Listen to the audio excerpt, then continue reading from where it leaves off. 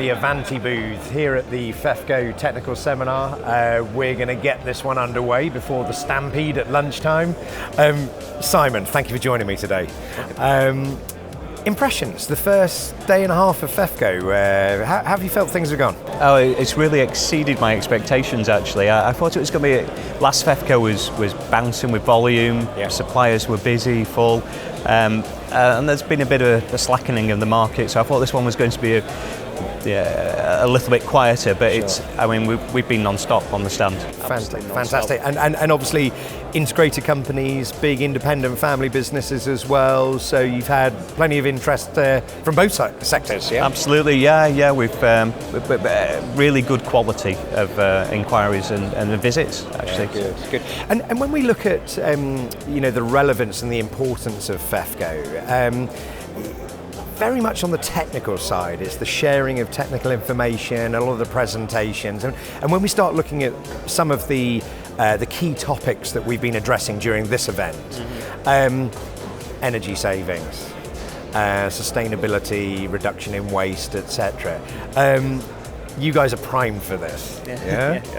Very much so, yeah. I mean, Avanti's been under a programme for the last 4 years of air-free by 2023. Yes. So we've been trying to remove all air consumption from our equipment, which we're 90% there already. Air costs a lot of money to generate. Yes. Electricity less so. So we're a long way through that. Our Pegasus palletizer was completely air-free from its inception. Yes. So we're not just grabbing the sustainability word out of thin air. We're really delivering on it, and a really low power consumption machines are our heart.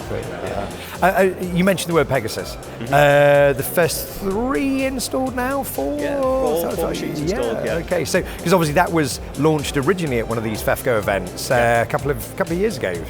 So how's the market reacted to that? Because obviously it's not a radical change, but it's a significant change. Yeah, the devil's in the detail of this machine. So I mean, we've really gone in top end. It's a high quality, high speed machine designed at rotary and flatbed die cutters to enable the machines to reach their badge speeds. Yes. And it really does deliver on that, occupying that sort of top end of the market there. No, absolutely. So I mean, for our Pegasus development, we got busy in COVID as most materials handling did, so we didn't push the product as much as we could do. We delivered one to CPAC this year on the new K&B press there, and that's gone really well.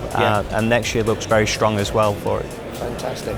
And one of the aspects that Avanti is very strong, when you're sitting down and looking at, it doesn't matter whether it's a legacy plant or it's a greenfield facility, it's looking at how materials handling acts as the glue that holds everything together.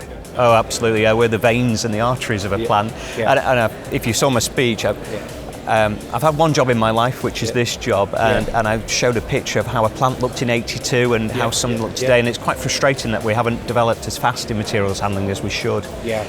So we're really concentrating on innovations that allow converting machines to reach badge speeds, and truly not a copycat layout. And we do a lot of emulation, simulation, a lot of analysis of work mix to get to that point. And I think we've got a long way to go, and I'm determined to achieve it in my lifetime. But you talk about the software, the emulation, and it's trying to work out what does the plant look like in a 3-dimensional software version. How's the industry reacting to that? Because we've always had this sort of legacy feeling that we spend all our money on the machinery and the corrugator and the converting, and then everything else in between gets thought of afterwards. So how do you feel that the industry is starting to evolve or adapt? Well, I think people often you improved on the quality of your new layout by how good the last one was. What customers really welcome now is there's some maths and facts behind it. Will it do this production for this length of time?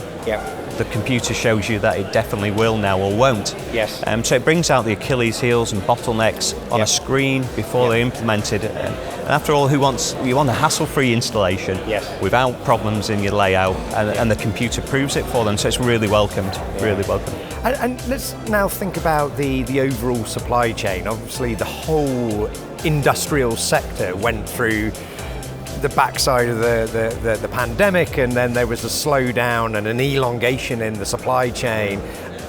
Are we caught up yet? We're just about there. I mean, Avanti caught up by putting a lot of money into stock. Okay. One tiny cog can stop a whole system shipping, so we put money into stock. Yeah. But no, we've seen the vast majority of equipment catch up now. What hasn't caught up, we've engineered out. Servo drives are still notoriously hard to get a hold of. Yeah. We don't use them anymore now. We've engineered them out, so it forced a bit of innovation. Yes. To be ahead of that. And I think that's for the benefit. We're going to be reducing the power consumption on our motors because of lack of availability of certain types. Sure. But through collecting data to prove that. Yeah. So I think we're hopefully at the back of that challenging time. Yeah. So if you could crystal ball gaze, what do the next 12, 24 months, what does it look like? Well, for Avanti, it looks really good at the moment. We're very happy with our backlog and the projects that we've been involved in are really interesting. I mean, what's driving our demand, I think, is the lack of people. In every aspect, but certainly operators.